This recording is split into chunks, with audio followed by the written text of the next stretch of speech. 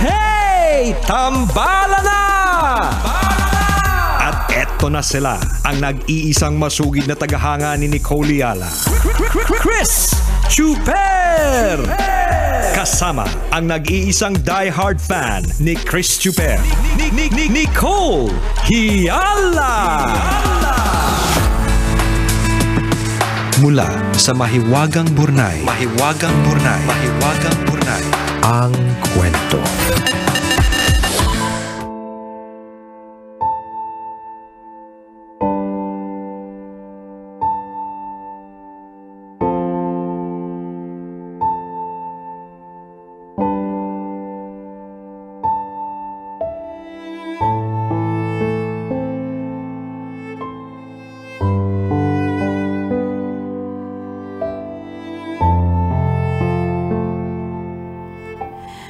Dear Nicole and Chris,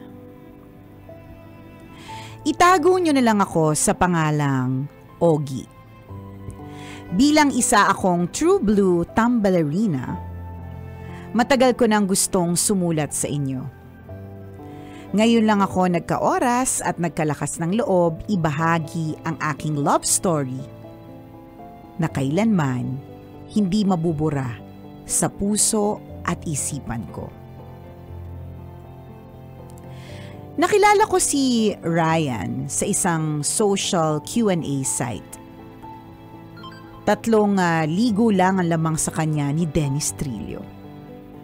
Mestizo, matangos ang ilong, at ang mga labi parang naghihintay na madampian ng mga labi ko. Ay, lande. Lande naman ni Tambalerina. I dropped him a random question and he replied. He was 21, I was 26. Kaka-break lang sa girlfriend. We became close at ipinakilala niya pa ako sa 2 best friends niya na naging friends ko din. Eventually. Maraming nakapansin ng closeness namin at sinimulan kaming tuksohin sa site. He laughed it off habang ako, kilig na kilig. Dumaan ang mga buwan and I started to fall for him. Gusto ko namang ipagtapat sa kanya pero natatakot ako dahil it might cost our friendship. Sinabi ko din sa huli. Tinanong niya ako kung ano daw ang gusto kong isagot niya. Sabi ko, wala. I just wanted to let it out, to let him know how I feel. Sabi niya, gusto din daw niya ako. Ay! Hindi lang daw niya alam kung nababaitan lang siya sa akin o mahal niya ako. Naiintindihan ko naman. Straight kasi siya. One day he told me na mahal na niya ako. Hindi lang yun. Gusto niyang sabihin sa pamilya niya. Pinigilan ko kasi baka hindi siya maintindihan. Relihiyoso at konserbatibo ang pamilya niya. Half Chinese at nag-iisa siyang anak na lalaki. Hindi ko napigilan, tambalan. Gusto daw niyang magpakatotoo. Doon na nagsimula ang mala-telenovelang mga eksena. His family started to message me, calling me names. Hindi daw bakla si Ryan. Huwag ko daw nilalaso ng isip. I did not reply. I understood how they were feeling. Kaya naglayas at nagrebelde si Ryan. Pinabalik ko kasi nag-aaral pa. Sinubukan naming maghiwalay pero we'd always get back together. Kaya itinuloy namin ang relasyon namin ng patago. Minsan, yung maid nila ang nagme-message sa akin to update dahil kinuha ang phone ni Ryan. We held on to each other until he finished college. In one of our conversations, sinabi ko sa kanya na kung dumating yung araw na kailangan niyang mamili between his family and I, piliin niya yung pamilya niya. Yun kasi yung tama. His family will always be there for him. Ano ba naman yung 4 years na pinagsamahan namin compared sa mahabang panahon that his family was there for him? Ang hindi ko inakala, darating pala talaga yung araw na yun. Yung araw na kailangan niyang mamili. Yung araw na we had to let go of each other kahit mahal na mahal namin ang isa't isa. The last time I talked to him, magpapakasal na siya. Arranged marriage, but a marriage nonetheless. Sabi ko, pag-aralan niyang mahalin ang mapapangasawa niya. He invited me, pero syempre hindi ako pumunta. Baka hindi ko mapigilang tumayo kapag tinanong ng pare kung sino ang tutol sa kasalang nagaganap. Sabi niya, ako ang una at huling lalaking minahal at mamahalin niya. And that was good enough. It has been 10 years, tambalan. But I still miss him occasionally. Paminsan-minsan, I still talk him on Facebook. Sana masaya siya. Ganun talaga siguro. May mga taong dadaan lang sa buhay mo. Kahit masakit, I am still grateful that our paths crossed. I will always be thankful for the memories. Thank you for reading my letter, Nicole and Chris. Ang inyong tambalanista, Ogie.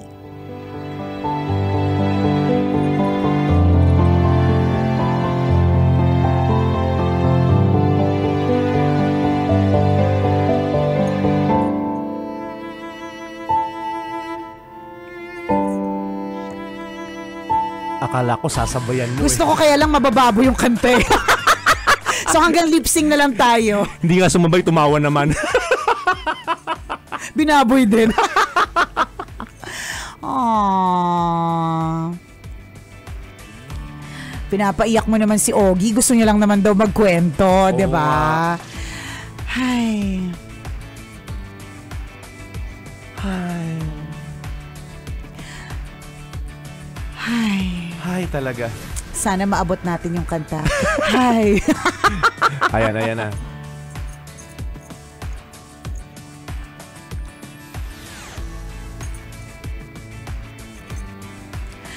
Hi. Hi.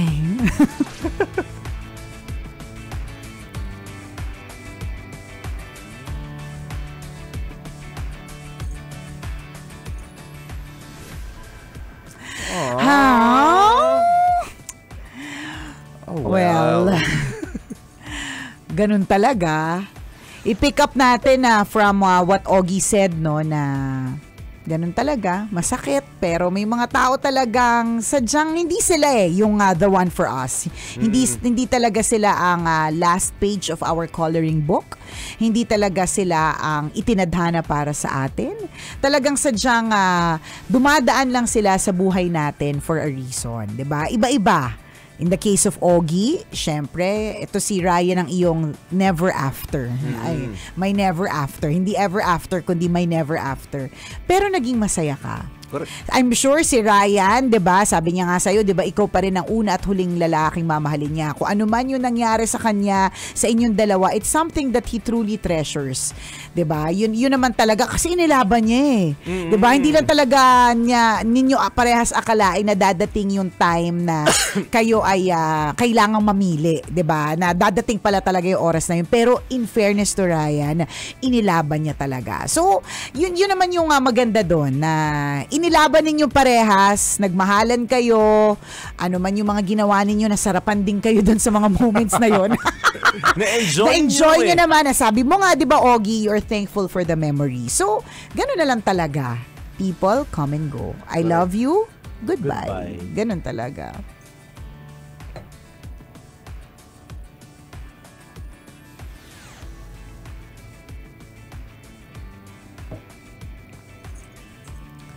Oo. At hindi lang ito pagdating sa love life, 'di ba, partner? Oo Para wag naman. tayong masyadong malungkot kasi nakakalungkot to para sa taong broken hearted. Tapos ito pa yung mga topic, 'di ba?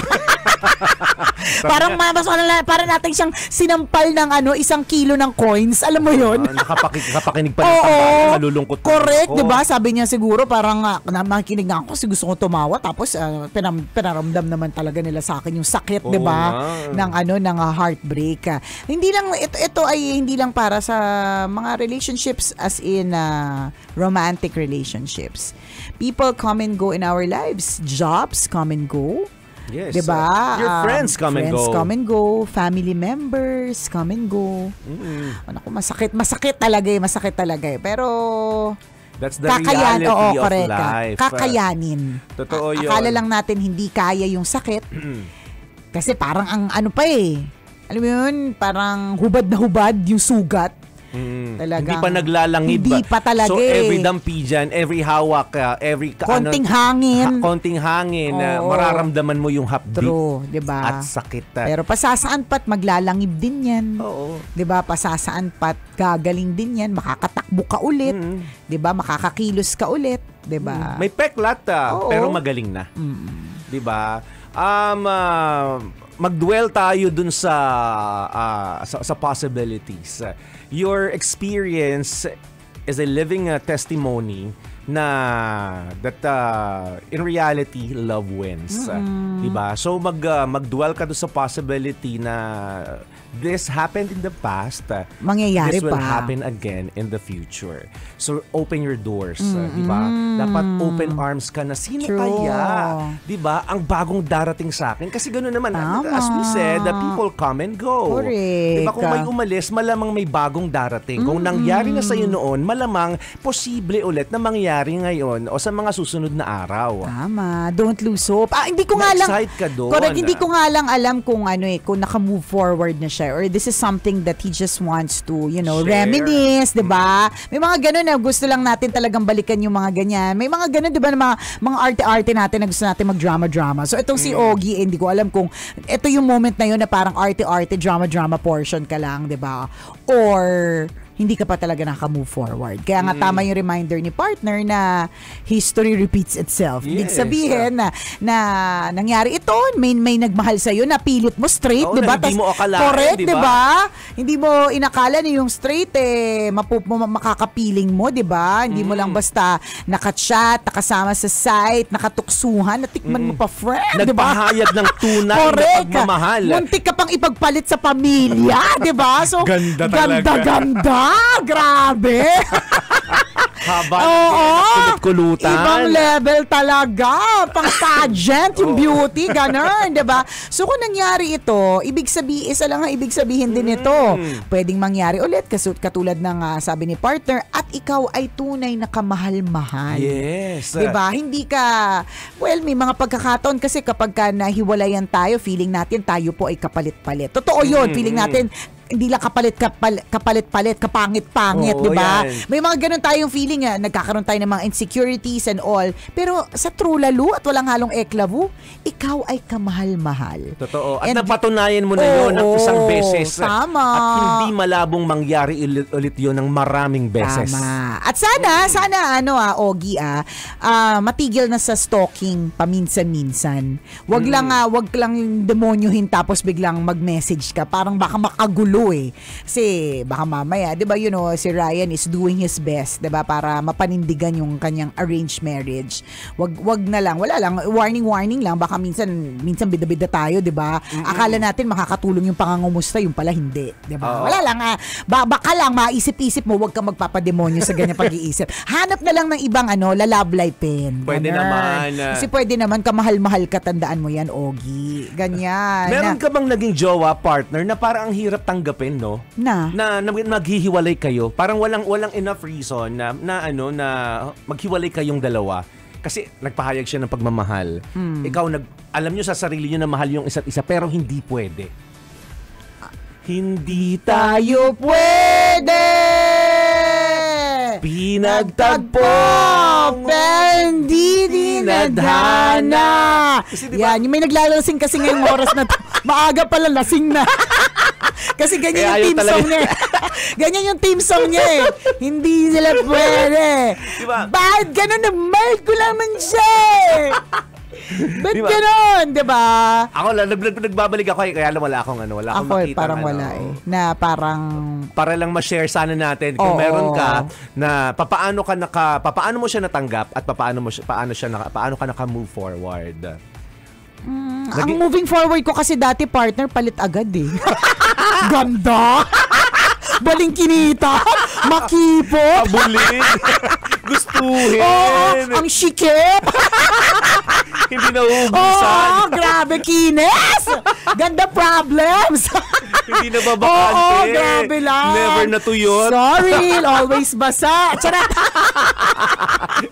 Di ba? Parang puno lagi ng pag-ibig. No, hindi kasi hindi ako nag-give up kasi sa love eh. Go lang ng go. Kasi kung sa atin, halimbawa, kung malinaw sa atin yung breakup, talaga nalaman agad natin yung dahilan. Feeling natin mas madali makaka-move forward. Ito, in his case, medyo mahirap kasi nagpahayag kayo pareho ng pagmamahal eh. Diba? Ang against lang sa pagmamahalin nyo ay ang mga Pamilya. magulang. Diba? Parang, paano yung process ng moving on? Correct. Diba? Oo. Kasi ako partner yung merong against, pero nilaban ko. Tapos in the end, hindi pala tama pala yung nanay ko. Na by the way, celebrating her birthday today. Oy! Ang aking pinakabonggang nanay, my superhero, Franz Gaite. Oy, happy birthday, Mama Mama! Franz! Love you, abing-abing. Diba? So meron akong minahal dati na parang ramdam talaga ng nanay ko. Yan na yun. Oo. Kasi gusto nyo pareho. Oo, pero kasi... Sure ka? Ha? Hindi pala ako gusto no? Di gusto. Pero Ito hindi... ba yung malilibre mo lagi? Pero... Ay malamang kasi alam mo, gusto kanya kasi ina-upsize mo yung drinks niya. Tapos hinahatid mo siya pag-uwi at pagpasok sa work. Hindi ko naman siya Gamit nahatid ang sarili pagpasok. mong sasakyan. Hindi ko naman siya nahatid pagpasok sa work. Grabe ka. Okay. Pag-uwi lang. Niyabang pa. Ganon. Hindi, pero hindi iba yun eh. Kasi eventually na-realize ko na hindi dapat. Okay. So ako na rin, hindi yung parang katulad kasi kay Ogie. Dapat sila eh. Oo, dapat sila parang ganon eh. Kaya lang, ibang kontra. Ako kasi, in my case, kaya nga ang sagot ko dun sa tanong mo, wala akong ganon. Kasi ako mismo nagsabi na, hindi talaga pwede to. Ganon. Okay, Oo. okay. Si Ogie, Talagang, pwede sila eh. Oo, pwede sila. Oo. Pero yun nga, basta ganon. Kanya-kanyang kwento at kanya-kanyang proseso din talaga ng moving on. May mga iba, katulad nga na sinabi ko, hindi mababakante. Diba? Parang kailangan mapalitan agad para mabilis ang pag-move forward. May mga iba, it takes years. May mga iba, may mga kakilala ko partner, nagmongha. May kakilala ko partner, nag-ahit ang isang kilay. Diba? Kanya-kanyang Isa mga... lang muna. Oo, diba? Oo. Sa kanyang pangalawa, diba? Kanya-kanyang oras, kanya-kanyang panahon. But one thing's for sure, makaka-move on ka din. Yes. At pag nalagpasan mo at wala kang ginawang masama sa sarili mo, mapaproud ka eh. Lalo na kung naka-move forward ka na, sasabihin mo, buti na lang di ko sinaktan yung sarili ko noon. Or buti na lang hindi ko talaga inahit yung isa kong kilay na hanggang ngayon pinagsisisihan ko. Oo, diba? Kasi yung pala, Naku, kaya ko tinamaan pala. yung mga nagpatattoo. Correct. Kinaman yung nag-ahit ng kilay, di ba? Gunner, di ba? So makaka-move on ka rin, makaka-move forward ka din.